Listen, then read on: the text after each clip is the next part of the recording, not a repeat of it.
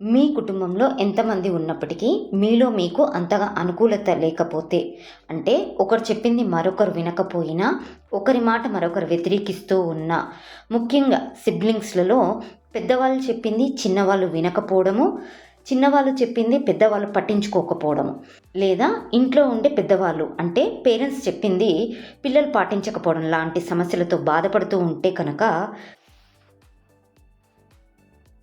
సింపుల్గా మీ ఇంట్లో ఈస్ట్ తూర్పు గోడకి గ్రీన్ కలర్ లేదా పిస్తా కలర్ లాంటిది వేసి ఎగ్జాక్ట్లీ E4 పదంలో శ్రీరాముడి పట్టాభిషేకం ఫోటోని పెట్టండి.